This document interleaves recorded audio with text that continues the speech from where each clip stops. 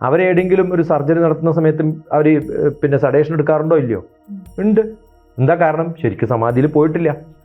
Non വയലൻസിൻ്റെ ഏറ്റവും പ്രഗത്ഭനായ ലോകത്തിൻ്റെ പ്രവാചകനായി മാറിയ ഒരാളാരാ? മഹാത്മാഗാന്ധിയാണ്. നോൺ വയലൻസ് ആണ് അദ്ദേഹത്തിൻ്റെ ജീവിതം. അപ്പോൾ ഒരു സ്റ്റെപ്പിൽ കയറിയിട്ട് ലോകത്തിൽ പ്രസിദ്ധനായിട്ടുള്ള ഒരാളാണ് മഹാത്മാഗാന്ധി. അപ്പോൾ ആലോചിച്ച് നോക്കുക, 8 സ്റ്റെപ്പ് കയറിയാൽ നമ്മളിവിടെ എത്തും. ഞാൻ നന്നായിട്ട് ശ്വസിക്കാൻ പഠിച്ചാൽ ഒരു അസുഖവും ഇല്ലാതെ എനിക്ക് ജീവിക്കാൻ പറ്റും. ആ ശ്രദ്ധ വരുന്ന സമയത്ത് എനിക്ക് ഏതിലാണോ എനിക്ക് ലയം പ്രാപിക്കേണ്ടത് അതിൽ മാത്രം ലയിച്ചു ചേരാൻ പറ്റും. അങ്ങനെ ലയിച്ചു ചേരാൻ പറ്റുമ്പോഴാണ് ധ്യാനത്തിലേക്ക് എത്തുക. Doctor TPS, doctor Himalayan tradition സമാധി മാസ്റ്റർ ആണെന്ന് കേട്ടിട്ടുണ്ട്. എന്താണ് യഥാർത്ഥത്തിൽ ഈ സമാധി അല്ലെങ്കിൽ സമാധി മാസ്റ്റർ എന്നൊക്കെ പറയുമ്പോൾ അതെന്താണ് അതിനകത്ത് നമുക്ക് മനസ്സിലാക്കാൻ സാധിക്കുന്നത്? Swami Rama living with Himalayan masters എന്നൊരു പുസ്തകമുണ്ട്. അദ്ദേഹത്തിൻ്റെ വിസിറ്റിംഗ് കാർഡാണെന്നാണ് പറയാം. അതിനകത്തെല്ലാം ഉണ്ട്. സ്വാമി രാമ എന്ന് പറയുന്നത് ഒരു MBBS പഠിച്ചൊരാൾ. കാഞ്ചി കാമകോടിയുടെ ശങ്കരപീഠത്തിൻ്റെ ഒരു അധിപനാവുക എന്ന് പറയുന്നതാണ് ഭാരതത്തിലുള്ള ഹിന്ദുക്കളുടെയൊക്കെ അൾട്ടിമേറ്റ് എന്ന് പറയുന്നത്. ആ സ്ഥാനം ഉപേക്ഷിച്ച ഏക വ്യക്തി. അത് കിട്ടിയതിന് ശേഷം അത് വേണ്ടാന്ന് പറഞ്ഞു, വിട്ടുപോയി. സമാധി പഠിപ്പിക്കാൻ, ആ സമാധി എന്ന് പറഞ്ഞാൽ പഠിപ്പിച്ചിട്ടേ ഇല്ല. കാരണം സമാധി ആർക്കും പഠിപ്പിക്കാൻ പറ്റില്ല. ഇപ്പോൾ സമാധി മാസ്റ്റർ എന്ന പേരുണ്ടെങ്കിലും ആകെ പഠിപ്പിക്കുന്നത് സൈലൻസ് ആണ്. How to be silent. ഇപ്പോൾ സമാധി മാസ്റ്റർ എന്നുള്ള വാക്ക് ഉപയോഗിക്കുന്നുണ്ട്, മെഡിറ്റേഷൻ മാസ്റ്റർ എന്നുള്ള വാക്ക് ഉപയോഗിക്കും. അത് ജനങ്ങൾക്ക് പൊതുവെ അറിയുന്നൊരു വാക്കായതുകൊണ്ട് ഉപയോഗിക്കുന്നതാണ്. അവരുടെ രാമയുടെ അടുത്ത ശിഷ്യനാണ് മഹാമണ്ഡലേശ്വർ സ്വാമി വേദഭാരതി. അദ്ദേഹത്തിൻ്റെ ശിഷ്യനാണ് ഞാൻ. അപ്പോൾ ഋഷികേശിലുള്ള രാമ ആശ്രമത്തിൻ്റെ സമാധി മാസ്റ്ററാണ് ഞാൻ, ആ ഒരു ട്രഡീഷനിൽ. പക്ഷെ എന്താണ് സമാധി എന്നുള്ള ചോദ്യത്തിന് ഇപ്പം ഞാൻ നേരത്തെ പറഞ്ഞതുപോലെ മെഡിറ്റേഷൻ എന്നുള്ളൊരു നോർമൽ ടെർമിനോളജിയാണ് എല്ലാവരും അറിയുക. അതല്ല നമ്മളെ സംബന്ധിച്ചിടത്തോളം സൈലൻസ് എന്നാണ്. എന്താണ് സൈലൻസ്, എന്താണ് സമാധി എന്നാണ്? യമ നിയമ ആസന പ്രാണായാമ പ്രത്യാഹാര ധാരണ ധ്യാന സമാധി. അഷ്ടാംഗ യോഗത്തിൽ 8ാമത്തെ സ്റ്റെപ്പാണ്. ഏറ്റവും താഴത്തെ സ്റ്റെപ്പാണ് യമ. യമ എന്ന് പറഞ്ഞാൽ നോൺ വയലൻസ് എന്നാണ്.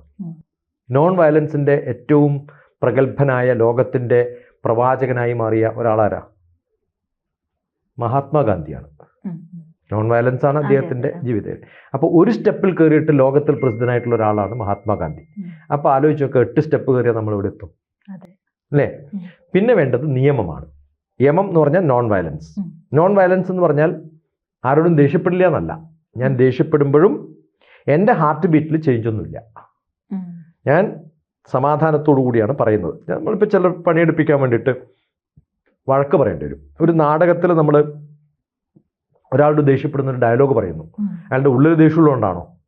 അപ്പോൾ ജീവിതത്തിൽ നമ്മൾ ആരോടെങ്കിലൊക്കെ പെരുമാറുമ്പോഴൊക്കെ അഭിനയിക്കുന്ന തരത്തിൽ കാര്യങ്ങൾ ചെയ്യാൻ പറ്റുന്ന നോൺ വയലൻ്റ് ആയിട്ടുള്ള ഒരു വ്യക്തിയാണ് യമ. നിയമം എന്ന് പറഞ്ഞാൽ ഡിസിപ്ലിൻഡ്. നമുക്കൊരു കൃത്യമായ നിയമമുണ്ട്. നിയമം എന്ന് പറഞ്ഞാൽ എന്താണ്? കൃത്യമായിട്ട് രാവിലെ ഭക്ഷണം കഴിക്കുക, ഉച്ചയ്ക്ക് ഭക്ഷണം കഴിക്കുക എന്നല്ല. നമുക്ക് ചെയ്യാനുള്ള കർമ്മങ്ങളൊക്കെ ചെയ്യേണ്ട സമയത്ത് കറക്റ്റായിട്ട് ചെയ്യുന്നതിനാണ് നിയമം എന്ന് പറയാം. യമ നിയമ. ആസന ഫിസിക്കലായിട്ടുള്ള എക്സർസൈസ്. സുഖ ആസനമാണ് ഈ എൻ്റെ ഇരിപ്പ്. കാല് തലയിൽ വെച്ചിട്ടിരിക്കുന്നതോ തലകുത്തി നിൽക്കുന്നതോ ഇതൊക്കെയാണ് ഇപ്പോൾ യോഗാസനം എന്ന് പറഞ്ഞ് പഠിപ്പിക്കുന്നത്. അതൊന്നും ആസനങ്ങളുടെ അഷ്ടാംഗ യോഗത്തിലുള്ള ആസനങ്ങളിൽ തലകുത്തി നിൽക്കുന്നതൊന്നും ആരും പറഞ്ഞിട്ടില്ല. അപ്പോൾ എനിക്ക് സുഖമായിട്ട് എനിക്ക് കംഫർട്ടബിളായിട്ട് ഇരിക്കാൻ പറ്റുന്ന അവസ്ഥയാണ് എൻ്റെ സുഖ ആസനം. അത് ഞാൻ കിടക്കുന്ന സമയത്ത് ശവാസനത്തിലിരിക്കുന്നതും എനിക്ക് എല്ലായ്പ്പോഴും അങ്ങനെ കിടന്നാലോ മനുഷ്യൻ ഒന്നിനും കൊള്ളാത്തവനാവും. അപ്പം എനിക്ക് നല്ല കർമ്മങ്ങൾ ചെയ്യാൻ വേണ്ടി ഞാൻ എന്തൊക്കെ ചെയ്യണോ, എൻ്റെ പണി ചെയ്യാൻ വേണ്ടി ഞാൻ എന്തൊക്കെ ചെയ്യണോ. ഇപ്പം ഞാൻ സ്ഥിരമായിട്ട് പുറത്ത് പണിയെടുക്കുന്ന ഒരാളാണ്. ആ ഫിസിക്കൽ എക്സർസൈസ് ഞാനിപ്പോൾ ചെയ്യേണ്ട കാര്യമില്ല, കാരണം എൻ്റെ പണി അതല്ല. അവിടെ പണിയെടുക്കേണ്ടവൻ അത് ചെയ്യാൻ പറ്റണം. എന്നെ സംബന്ധിച്ചിടത്തോളം പഠിക്കുക പഠിപ്പിക്കുക എന്നുള്ളൊരു നിലയിലാണ് ഞാൻ പോകുന്നത്. അത് ചെയ്യാൻ എനിക്ക് ഒരു കുഴപ്പമില്ലാണ്ട് എത്ര സമയവും ചെയ്യാൻ പറ്റിയാൽ ഞാൻ ആസനം പഠിച്ച ആളായി. എനിക്ക് യോഗ അതിനകത്ത് ഇതൊക്കെ യോഗയുടെ ഭാഗമാണ്. നമ്മൾ സാധാരണ യോഗ എന്ന് പറയുമ്പോൾ ഫിസിക്കൽ എക്സർസൈസ് മാത്രം കാണും. 3ാമത്തെ ലെവലിലുള്ള എനിക്ക് സുഖമായിട്ട് കാര്യങ്ങൾ ചെയ്യാൻ പറ്റുന്ന തരത്തിൽ എൻ്റെ ശരീരത്തെ പ്രാവർത്തികമാക്കാൻ സാധിക്കുമെങ്കിൽ ആ എക്സർസൈസിനെയാണ് യോഗാസന എന്ന് പറയാം. എന്തിനുള്ള യോഗാണത്? എൻ്റെ ആവശ്യങ്ങൾ ഏറ്റവും ഉന്നത തലത്തിലേക്ക് എത്തിച്ചിട്ട് ഭഗവാന് തുല്യമായിട്ട് എത്താൻ സാധിക്കണം. പേഴ്സണാലിറ്റി ഡെവലപ്മെന്റ് എന്നാണ്.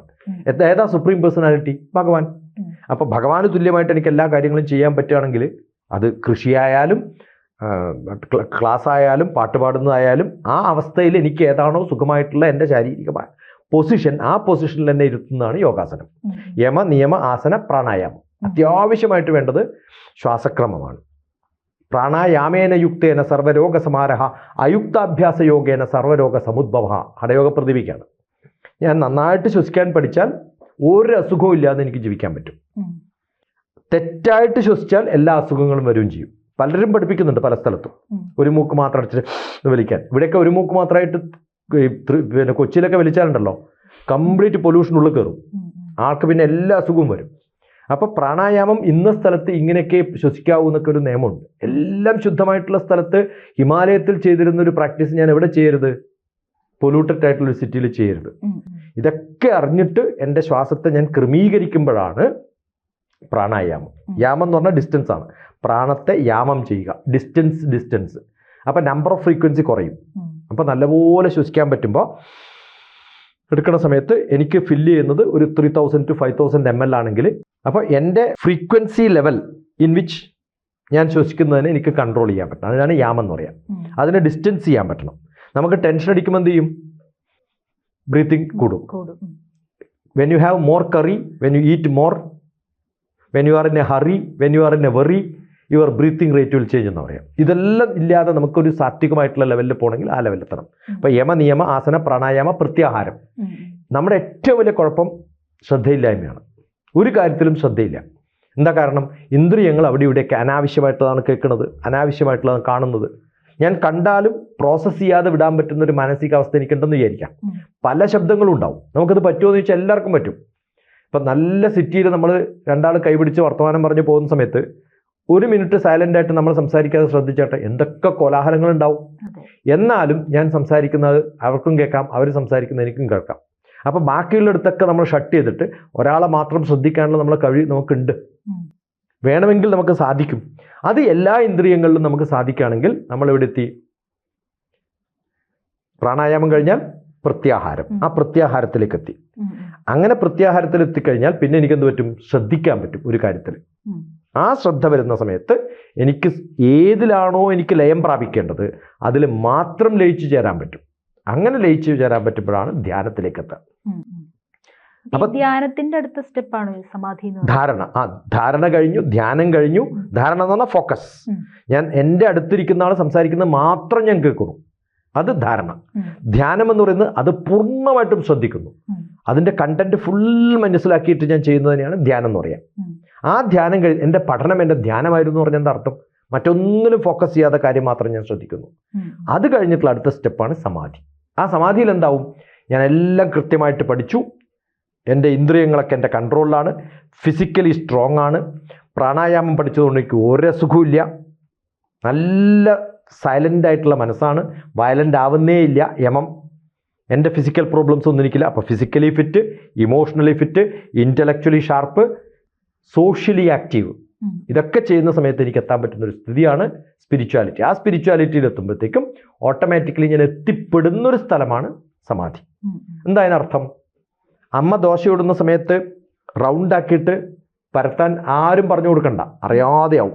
ഞാൻ ഡ്രൈവ് ചെയ്യുന്ന സമയത്ത് ബ്രേക്ക് ഔട്ടുണ്ടതും ക്ലച്ച് ഔട്ടുണ്ടതും ചിന്തിച്ചിട്ടേ അല്ല, എല്ലാം കാഷ്വലായിട്ട് എല്ലാം ഫ്രീ ആയിട്ട് എനിക്ക് ചെയ്യാൻ പറ്റുന്ന ഒരവസ്ഥയിലേക്ക് എനിക്ക് ഏത് കർമ്മങ്ങൾ ചെയ്യാൻ പറ്റുമോ അങ്ങനെ എല്ലാ കർമ്മങ്ങളും ചെയ്യാൻ പറ്റുന്ന ഒരു ലെവലിൽ ഒരാളെത്തുമ്പോൾ അതിനെയാണ് സമാധി എന്ന് പറയാം. സമാധിസ്തസ്യ എന്ന് പറഞ്ഞിട്ടുള്ളൊരു വാക്ക് ഭഗവത്ഗീതയിൽ അർജുനോട് പറയുന്നുണ്ട്. ഈ വില്ലാളി വീരനായ അർജുനൻ യുദ്ധം ചെയ്യുമ്പോൾ ടെൻഷൻ അടിക്കണോ, ഇത് ചെയ്യാൻ പറ്റുമോ, ഇമോഷണലി കൺട്രോൾ ആവാൻ പറ്റുന്നില്ല. സമാധിസ്തസ്യ കേശവ, എന്ത് ചെയ്യണം? സമാധിസ്തസ്യ ലെവലിലേക്ക് എനിക്ക് പോകാൻ പറ്റുമോ, ഞാൻ എങ്ങനെയാണ് സംസാരിക്കേണ്ടത് എന്ന് അർജുനോട് ചോദിക്കേണ്ടത്. സ്ഥിതപ്രജ്ഞസ്യ കാ ഭാഷ, ആ അവസ്ഥയിൽ ഞാൻ എങ്ങനെയാണ് സംസാരിക്കുക? ദുഃഖേഷു അനുദിഗ്നമന സുഖേഷു വിഗതസ്പൃഹ വീത രാഗ ഭയ ക്രോധ, ഇതൊന്നുമില്ലാത്ത അവസ്ഥയിൽ എൻ്റെ മനസ്സിന് ഒരു കോളിളക്കമില്ലാതെ വളരെ കാഷ്വലായിട്ട് എനിക്ക് എല്ലാ കാര്യങ്ങളും ചെയ്യാൻ പറ്റുകയാണെങ്കിൽ I am not even worried about the consequence of what is going to happen. ഞാൻ എന്തെങ്കിലും ചെയ്താൽ ഇതിൻ്റെ ഫലം എന്താവുന്നൊന്നും ഞാൻ ആലോചിക്കാറില്ല. അങ്ങനെ ആലോചിക്കാതെ ഏതെങ്കിലും കാര്യങ്ങൾ ചെയ്യാൻ പറ്റിയാൽ അതിൽ സമാധിയായി. കുറേ കാര്യങ്ങൾ അങ്ങനെ ചെയ്യാൻ പറ്റിയാൽ ഒരു ആത്മീയ പുരുഷൻ, ഒരു സ്പിരിച്വൽ മാൻ കൈവല്യാവസ്ഥയിൽ, തുര്യാവസ്ഥയിൽ, ആ അവസ്ഥയിലേക്ക് എത്തുമ്പോഴാണ് സമാധി എന്ന് പറയുന്ന ഒരു ലെവലിലേക്ക് എത്താം. ഇപ്പം ഞാൻ സംസാരിച്ചുകൊണ്ടിരിക്കുമ്പോൾ ഇലക്ട്രോ എൻസിലോഗ്രാഫ് വെച്ചിട്ട് എന്നെ ടെസ്റ്റ് ചെയ്താൽ എൻ്റെ ബുദ്ധി വർക്ക് ചെയ്യുന്നതായിട്ട് കാണുകയില്ല. സ്ട്രെയിറ്റ് ലൈനാണ്. ഞാൻ മാത്തമാറ്റിക്സ് പഠിപ്പിക്കുമ്പോഴും ഇല്ല. ഇപ്പം നല്ല പാട്ടുകാരൻ പാട്ട് പാടുന്ന സമയത്ത് ആലോചിച്ച് ലിറിക്സ് ആലോചിച്ചിട്ടല്ല പാടുക, അങ്ങനെ അങ്ങോട്ട് വരികയാണ്. അങ്ങനെ വരുന്ന ഡെയിലി എല്ലാവരും തന്നെ കടന്നു പോകുന്ന ഒരവസ്ഥയാണ്. പക്ഷെ അറിയാറില്ല. പല കാര്യങ്ങളിലും അങ്ങനെ ചെയ്യാൻ പറ്റുന്ന ഒരവസ്ഥയിലേക്ക് നമ്മൾ എത്തി. ഒരു ടെൻഷനും ഇല്ലാതെ എല്ലാ കാര്യങ്ങളും അങ്ങനെ ചെയ്യാൻ പറ്റിയാൽ സമാധിസ്ഥനായി. ഇപ്പോൾ സമാധി എന്ന് പറയുന്ന ഒരവസ്ഥ, അത് ശരീരം വിട്ട് ആത്മാവ് പുറത്തു പോകുന്ന ഒരവസ്ഥയാണെന്നൊരു പൊതുവെ തെറ്റിദ്ധാരണയുണ്ട്. നമ്മുടെയൊക്കെ ആ ഒരു അവസ്ഥയിലേക്ക് എത്താൻ കാരണം എന്താണ്? അതിന് കാരണം എന്ന് വെച്ചാൽ, ഇപ്പൊ നമ്മൾ സാധാരണ പറയാ ബ്രഹ്മാവ് നമ്മളെ ക്രിയേറ്റ് ചെയ്യും, വിഷ്ണു നമ്മളെ കൊണ്ടു നടക്കും, ശിവൻ നമ്മളെ കൊന്നു കളയുന്നു. സമാധിയുടെ ഭഗവാനാണ് ശിവൻ.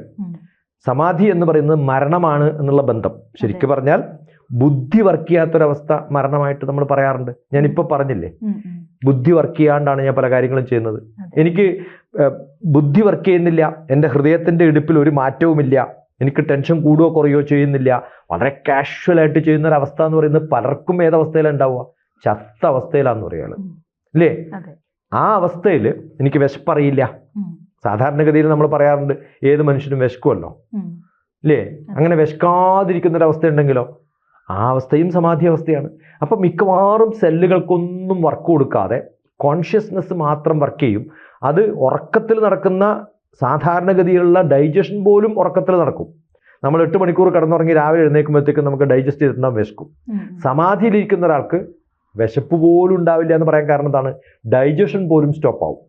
അപ്പോൾ ഉറക്കത്തിനേക്കാളും അങ്ങേ നിലയിൽ എല്ലാം സ്റ്റോപ്പ് ചെയ്യുന്ന ഒരു അവസ്ഥയാണ് സമാധി. അതുകൊണ്ടാണ് സമാധിസ്ഥനായിട്ടുള്ള ഒരു വ്യക്തിക്ക് വിശപ്പുണ്ടാവില്ല, അയാൾക്ക് ഒരു കാര്യങ്ങളിലും ഒരു ശ്രദ്ധയും ഉണ്ടാവില്ല. സാധാരണ ശബ്ദം കേൾക്കുമ്പോഴെങ്കിലും ഒരാൾ അടിച്ചാലെങ്കിലും അയാൾ അങ്ങോട്ട് നോക്കുമല്ലോ, വേദന അറിയും. നല്ല വേദനയുള്ള ഒരാൾക്ക് ഉറക്കം വരില്ല. നിങ്ങൾ ഏതെങ്കിലും ഡോക്ടറെ അടുത്ത് പോവാ, ഇന്നലെ ഉറക്കം എങ്ങനെ ഉണ്ടായിരുന്നു? അയ്യോ ഉറങ്ങാൻ പറ്റിയിട്ടില്ല കേട്ടോ, നല്ല വേദന. 50% അയാൾക്ക് പേടി കൂടും ഡോക്ടർക്ക്, കാരണം നിങ്ങളെ ചികിത്സിച്ചാൽ മാറാൻ പറ്റില്ല എന്നറിയും. ഒരു സമാധിസ്ഥന് ഒരിക്കലും ഈ സമാധിയിലെത്തിയിട്ടുള്ള ഒരു വ്യക്തിക്ക് വേദന അറിയില്ല. ഇപ്പം എൻ്റെ സ്വാമി രാമയുടെ ഹിമാലയൻ ട്രഡീഷനിൽ സ്വാമി വേദഭാരതിയുള്ള കാലത്ത് 2006 ഞങ്ങളൊരു കോൺഫറൻസ് നടത്തിയിരുന്നു. 200 പേഷ്യൻസ്, അവരുടെ ഡോക്ടേഴ്സും പേഷ്യൻസും കൂടി 200-260 പേരോളം ഹംഗറിയിൽ നിന്നും അമേരിക്കയിൽ നിന്നൊക്കെ വന്നിരുന്നു. അവരിൽ നേസൽ സർജറി പോലും സെഡേഷൻ കൊടുക്കാതെയാണ്. നമ്മളിപ്പോൾ മെഡിറ്റേഷൻ നടത്തുന്ന കുറേ ആൾക്കാരുണ്ടെന്ന് പറഞ്ഞില്ലേ, അവരെവിടെയെങ്കിലും ഒരു സർജറി നടത്തുന്ന സമയത്തും അവർ പിന്നെ സെഡേഷൻ എടുക്കാറുണ്ടോ? ഇല്ലയോ? ഉണ്ട്.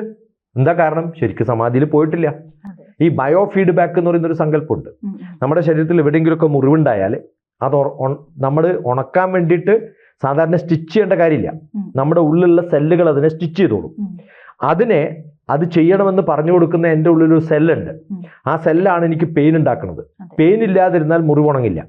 അതാണ് ഈ ലെപ്രസി കുഷ്ഠരോഗികൾക്കൊക്കെ ഉണങ്ങാതെ പോകുന്നത്. പക്ഷെ ആ കോൺഷ്യസ്നെസ് എനിക്ക് വേദനയില്ലെന്ന് ഞാൻ അറിയുന്നൊരവസ്ഥയിൽ എൻ്റെ ശരീരത്തിലെ സെല്ലുകൾ എനിക്ക് വർക്ക് ചെയ്യുന്നൊരവസ്ഥയാണ് സമാധി എന്ന് പറയുന്നത്. നമ്പ് ഫീലാണ്. അപ്പോൾ എനിക്ക് വേദനയില്ല, എനിക്ക് ഉറക്കമില്ല, എനിക്ക് വിശപ്പില്ല. ആ ഒരവസ്ഥയിലേക്ക് നമുക്ക് പോകാൻ പറ്റും. ആ അവസ്ഥയിൽ പോകുന്ന സമയത്ത് ഞാൻ എന്ന കോൺഷ്യസ്നെസ് എൻ്റെ ശരീരത്തിന് അപ്പുറത്ത് കിടക്കുന്ന ഒരു അവസ്ഥ വരും. അപ്പോൾ ഇയാൾ ചിന്തിക്കുന്നത് എനിക്ക് കാണാൻ പറ്റും. ഇയാൾ ഇപ്പം ജീവിച്ചിരിക്കുന്ന ഒരാൾ മാത്രമല്ല, ഏതോ കാലത്തുള്ളവർ പോലും. ഈ ഒരു കോൺഫറൻസ് നടത്തിയിട്ട് അവസാനം വരുന്ന ഒരു ഗെറ്റ് ടുഗദറിൽ ഹിന്ദുസ്ഥാനി മ്യൂസിക് അസലായിട്ട് പാടുന്ന ഒരാൾ, ഏതോ ഒരു അഫ്ഗാനിസ്ഥാൻകാരൻ എഴുതിയിട്ടുള്ള പഴയ ഷഹരി വെച്ചിട്ടാണ് ഇദ്ദേഹം പാട്ട് പാടുന്നത്. പാട്ട് പാടുമ്പോൾ എൻ്റെ ഗുരു സ്വാമി വേദഭാരതി പറഞ്ഞു കൊടുക്കുന്നത്, ഞാൻ അങ്ങനെയല്ല എഴുതിയത്, ഇങ്ങനെയാണ് എഴുതി. ഇദ്ദേഹം അല്ല എഴുതിയത്, 16-ാം നൂറ്റാണ്ടിൽ ആരോ എഴുതിയ കാര്യമാണ് ഇപ്പം പറയുന്നത്. അതായത് ഒരു പരകായ പ്രവേശത്തിലേക്ക് എത്താൻ പറ്റും. ഈ സമാധിയിൽ എത്തുന്ന സമയത്ത് യു ആർ ഈക്വൽ ടു ഭഗവാൻ. ബാക്കിയുള്ളവരുടെ ചിന്തകളും നമ്മുടെ ഉള്ളിലേക്ക് ഫ്രീക്വൻസി ആയിട്ട് വരും. ഇത് വലിയൊരു അവസ്ഥയാണ്. വളരെ വിരളമായിട്ട് മാത്രമേ ഇപ്പം നമ്മൾ മെഡിറ്റേഷൻ പഠിപ്പിക്കുന്ന കുറേ കള്ള സന്യാസിമാരുണ്ട്. അവരൊന്നും ധൈര്യമുണ്ടെങ്കിൽ അവരൊക്കെ ചെയ്യേണ്ടത് ഇലക്ട്രോ എൻസിലോഗ്രാഫ് വെച്ചിട്ട് അവരൊന്ന് ടെസ്റ്റ് ചെയ്തിട്ട് ഒരു സർട്ടിഫിക്കറ്റ് കൊടുക്കണം മെഡിറ്റേഷനിലെത്തിയത്. നമ്മൾ പല മഹാന്മാരെയും അങ്ങനെ ചെയ്തിട്ടുണ്ട്. ടെസ്റ്റ് ചെയ്യാൻ വേണ്ടി കണക്ട് ചെയ്തു എന്ന് പറയുമ്പോഴത്തേക്കും അവർ ഡപ്പ് ഡപ്പ് ഡപ്പ് എന്ന് കയറും. ഈ ഹാർട്ട് ബീറ്റ് എടുക്കുമ്പോൾ, ECG എടുക്കുമ്പോൾ ഡോക്ടർ ഒരു പ്രഷർ ഇല്ലാത്തവനും പ്രഷർ നോക്കുമ്പോൾ പ്രഷർ കൂടുന്നാ പറയാം. കാരണം ആ ഒരു അറിവ് നമുക്ക് ഉണ്ടാവുമ്പോൾ അറിയാതെ പ്രഷർ വേരി ചെയ്യും. കോൺഷ്യസ്നെസ് വരുന്നു. ഇതുണ്ട് എന്നറിയുന്ന സമയത്ത് ഇത് അതുപോലും ഉണ്ടാവാത്തൊരവസ്ഥയിലേക്ക് നമ്മൾ പോകണം. അങ്ങനെയൊക്കെ ഇലക്ട്രോ എൻസിലോഗ്രാഫ് വെച്ചിട്ട് ടെസ്റ്റ് ചെയ്ത് ബയോ ഫീഡ്ബാക്ക് വെച്ച് ഇതൊക്കെ കറക്റ്റായിട്ട് വർക്ക് ചെയ്യണമെന്നൊക്കെ ചെക്ക് ചെയ്യുമ്പോഴാണ് ശരിക്കും നമ്മൾ മനസ്സിലാവുക ഇയാൾ സമാധിയാണ് കറക്റ്റ് എന്ന്. അത് ഡെഡ് ഇക്വലൻ്റ് ആണ്. അത് ഇപ്പം ഡോക്ടർ പറഞ്ഞതനുസരിച്ച് മരണവും സമാധിയും തമ്മിൽ വളരെ ചെറിയൊരു വ്യത്യാസമുള്ളൂ, ഒരു മാർജിനൽ ഡിഫറൻസ്. ആകെ വ്യത്യാസം എന്താണ്? മരിച്ചു കഴിഞ്ഞാൽ തിരിച്ചു വരാൻ പറ്റില്ല, സമാധിയായ അടുത്ത മൊമെന്റിലേക്ക് കംബാക്ക്. അപ്പൊ ഈ സമാധിസ്ഥന് ഉറക്കം ഒരു 2 മണിക്കൂർ ഉറങ്ങിയാലും സമാധിയിലാണ് ഉറങ്ങുന്നത്. അപ്പൊ എന്ത് പറ്റും? റെസ്റ്റ് ആവശ്യമില്ല. ഇത് നമുക്ക് പ്രാക്ടീസ് ചെയ്യാൻ പറ്റില്ല എന്നല്ലേ പറഞ്ഞു? പറ്റും, നല്ലപോലെ പ്രാക്ടീസ് ചെയ്യണം. അപ്പൊ പറ്റും. വലിയ ബുദ്ധിമുട്ടൊന്നുമില്ല. ഇപ്പൊ നമ്മൾ സാധാരണ പറയും വയലിൻ പഠിക്കാൻ വലിയ ബുദ്ധിമുട്ടൊന്നുമില്ല, 10-40 കൊല്ലം 8 മണിക്കൂർ പ്രാക്ടീസ് ചെയ്താൽ മതി എന്ന് പറയുമല്ലോ. അതുപോലെ നല്ല ഒരു ഇതിനൊക്കെ വേണ്ടത് സത്സംഗമാണ്. അതറിയുന്ന ആൾക്കാരുടെ കൂടെ കുറച്ചു കാലം യാത്ര ചെയ്ത് അവരുടെ കൂടെ നിന്ന് അങ്ങനെയൊക്കെ പ്രാക്ടീസ് ചെയ്ത്, ചിലർക്ക് പെട്ടെന്ന് പഠിക്കാൻ പറ്റും, ചിലർക്ക് പെട്ടെന്ന് പഠിക്കാൻ പറ്റില്ല. അത്രേ ഉള്ളൂ വ്യത്യാസം. എൻ്റെ ഗുരുവിനെയൊക്കെ കാണാൻ വേണ്ടിയിട്ട് 400 ദിവസങ്ങൾ സൈലൻസിൽ ശരിക്കും അടിച്ചേൽപ്പിച്ചിട്ടുള്ള ആൾക്കാരുണ്ട്. ഈ യൂറോപ്പിൽ നിന്നൊക്കെ വന്നിട്ടുള്ള ചില സ്ത്രീകളെ ഞാൻ കണ്ടിട്ടുണ്ട്, കുറേ വയസ്സായിട്ടില്ല, 10-60 വയസ്സൊക്കെ ഉണ്ടാവും. അപ്പോൾ അവർ ഗുരുവിനെ കാണാൻ വരുമ്പോൾ പറയും 10 ദിവസം സൈലൻറ്റ്, അത് കഴിഞ്ഞാൽ കാണാം. ആ സൈലൻസ് എന്ന് പറഞ്ഞാൽ നമുക്ക് എഴുതിയിട്ടൊക്കെ, കാരണം എന്തോ എബ്രോഡിൽ നിന്ന് വന്നിട്ട് പിന്നെ ഹിമാലയത്തിൽ താമസിക്കുന്ന ഒരാൾക്ക് അത്യാവശ്യത്തിൽ എന്തെങ്കിലും എഴുതി കൊടുക്കാനൊക്കെ പറ്റണ്ടേ, അതൊക്കെ എഴുതി കൊടുക്കും. അത് കഴിഞ്ഞൊരു 10 ദിവസം കഴിഞ്ഞിട്ട് ഗുരുവിനെ കാണുമ്പം ഇല്ല, 6ാമത്തെ ദിവസം ഒരു പ്രാവശ്യം സംസാരിച്ചിരുന്നു. ഇതൊക്കെ അദ്ദേഹത്തിൻ്റെ റിപ്പോർട്ട് പോകും. അതുകൊണ്ട് 18 ദിവസം കൂടി എക്സ്റ്റെൻഡ് ചെയ്യാൻ പറയും. അങ്ങനെ 28 ദിവസം കഴിയുമ്പോഴാണ് പറയുക 40 ദിവസം കൂടി എക്സ്റ്റെൻഡ് ചെയ്യുന്ന പറയും. അങ്ങനെ 500 ദിവസമൊക്കെ അവിടെ നിന്ന ആൾക്കാരെ ഞാൻ കണ്ടിട്ടുണ്ട്. അതിനിടയിൽ 3 പ്രാവശ്യം തടഞ്ഞ് വീണ് കാലിന് സർജറി കഴിഞ്ഞ് ഒക്കെ ഇട്ടിട്ടുള്ള ആൾക്കാർ പോലും ഉണ്ട്. പക്ഷെ എന്നാലും അവർ ഡെഡിക്കേഷനോടുകൂടി ഇരിക്കും. അങ്ങനെയൊക്കെ ടെസ്റ്റ് ചെയ്യും ഗുരു. എന്തിനു വേണ്ടിയിട്ടാ? ആദ്യം വേണ്ടത് സൈലൻസ് ആണ്. ഇതൊക്കെ പഠിക്കണമെങ്കിൽ ആദ്യം ചെയ്യേണ്ടത് സൈലൻസ് ആണ്. ഇപ്പം എൻ്റെ ക്യാമ്പൊക്കെ നടക്കുമ്പോൾ കുട്ടികൾ പഠിക്കണം എന്നൊക്കെ പറയും. അപ്പം ഞാൻ പറയും അപ്സ്റ്റെയറിൽ പോയിട്ട് നിങ്ങളെല്ലാവരും ഇരിക്കും, ഞാൻ ഒരു 10 മിനിറ്റ് കഴിഞ്ഞ് വരാം. ആ 10 മിനിറ്റ് കഴിഞ്ഞ് പോകുമ്പോൾ ഞാൻ നോക്കുമ്പോൾ എല്ലാവരും വർത്തമാനം പറയുകയാണെങ്കിൽ ഞാൻ അവരോട് പറയും you are not fit to learn this now. ആ 10 മിനിറ്റ് സൈലൻസിലിരിക്കാൻ സാധിക്കാത്തൊരു വ്യക്തിയാണെങ്കിൽ സൈലൻസിൽ ആദ്യത്തെ ലെവലിൽ പോലും എത്തിയിട്ടില്ലല്ലോ, ആ ലെവലിലെത്താണ്. എന്താണ് ഭഗവത്ഗീത? ആദ്യത്തേത് അർജുന വിഷാദ യോഗമാണ്, വയലൻസ് ആണ് ഉള്ളിൽ, കർപ്പണ്യദോഷം എന്നാണ് അർജുനൻ തന്നെ പറയുന്നത്. അവസാനെത്തുന്നത് എന്താണ്? മോക്ഷ സന്യാസ യോഗം. ആ മോക്ഷ സന്യാസ യോഗമാണ് സമാധി. അർജുനൻ എല്ലാം ചെയ്തിട്ടുണ്ട്, അത് കഴിഞ്ഞിട്ട് ഫിസിക്കലായിട്ടെല്ലാം ചെയ്തിട്ടുണ്ട്. പക്ഷെ അതൊന്നും മനസ്സിനെയോ ബുദ്ധിയെയോ ഒന്നും ഒരു പ്രകടമായിട്ടുള്ള മാറ്റങ്ങളുമില്ലാതെ ആരോ എന്നെ ഗവേൺ ചെയ്യുന്നത് പോലെ അറിയാതെ ചെയ്തു പോകുന്നതാണ് അർജുനൻ്റെ അവസ്ഥ. അങ്ങനെ നമ്മളൊക്കെ വയലൻ്റാണ് ഉള്ളിൽ. എല്ലാവരും ഈ കാർപ്പണ്യദോഷമുള്ളവരാണ്. എന്താ ചെയ്യേണ്ടതെന്ന് അറിയില്ല, അതാണോ ശരി, ഇതാണോ ശരി. അങ്ങനെ ദുഃഖത്തിൽ കഴിയുന്ന അർജുന വിഷാദയോഗം പോലെ നമ്മുടെ ഉള്ളിലൊക്കെ നമ്മുടെ മനസ്സിന് കുറേ വിഷാദങ്ങളുണ്ട്. അതിൽ നിന്ന് നമ്മൾ പുറത്തു ചാടി കൃത്യമായിട്ട് മോക്ഷ സന്യാസം കിട്ടുന്ന ബ്ലിസ്ഫുൾ സ്റ്റേറ്റ്, ആ സ്റ്റേറ്റാണ് നമുക്ക് ഏറ്റവും നല്ല സ്റ്റേറ്റ്. അതെത്തുമ്പോഴാണ് നമ്മൾ സമാധി എന്ന് പറയുന്ന ഒരു അവസ്ഥയിലേക്ക് എത്തുന്നത്. ഭഗവത്ഗീത പറയുന്നതും അതാണ്, ഹഠയോഗ പ്രദീപ് പറയുന്നതും അതാണ്, അഷ്ടാംഗയോഗം പറയുന്നതും അതാണ്. പക്ഷെ ഇതിൻ്റെയൊക്കെ ഇൻ്റർപ്രിട്ടേഷൻ മാറിയിട്ട് ഇപ്പം യോഗ എന്ന് പറഞ്ഞാൽ ഫിസിക്കൽ എക്സർസൈസ് ആയിട്ട് മാറിപ്പോയി. അത് വലിയൊരു അപരാധമാണ്. വലിയൊരു യോഗി ആൾക്ക് അങ്ങനെ യോഗ പരിശീലിച്ചു കഴിഞ്ഞാൽ സമാധിയിലേക്ക് എത്താൻ സാധിക്കും. എനിക്കുണ്ടായിരുന്നു അത്. നന്ദി സർ. ജ്യോതിഷമോ വാസ്തുവോ പൂജയോ നിങ്ങൾക്ക് ആവശ്യമുണ്ടോ? താഴെ കാണുന്ന നമ്പറിൽ വാട്സപ്പ് ചെയ്യൂ. നിങ്ങൾ ചെയ്യേണ്ടത് ഇത്രമാത്രം: താഴെ കാണുന്ന നമ്പർ നിങ്ങളുടെ മൊബൈലിൽ സേവ് ചെയ്യൂ. അതിനുശേഷം ഞങ്ങളുടെ നമ്പറിലേക്ക് വാട്സപ്പിലേക്ക് ഹായ് അയക്കൂ. ജ്യോതിഷ സംബന്ധമായ എല്ലാ ആവശ്യങ്ങൾക്കും ABC മലയാളം നിങ്ങളോടൊപ്പമുണ്ട്. സമ്പൂർണ്ണ ജാതകം, സാധാരണ ജാതകമല്ല, സമ്പൂർണ്ണ ജാതകം. 75 പേജുകളടങ്ങിയ സമ്പൂർണ്ണ ജാതകം 250 രൂപയ്ക്ക് നിങ്ങളുടെ കൈകളിലേക്ക്. അതിനായി നിങ്ങൾ ചെയ്യേണ്ടത് ഇത്രമാത്രം: താഴെ കാണുന്ന നമ്പറിൽ ബന്ധപ്പെടുക. ജ്യോതിഷവുമായി ബന്ധപ്പെട്ട എല്ലാ വിശേഷങ്ങളും നിങ്ങളിലേക്കെത്താൻ ABC ജ്യോതിഷം സബ്സ്ക്രൈബ് ചെയ്യുക.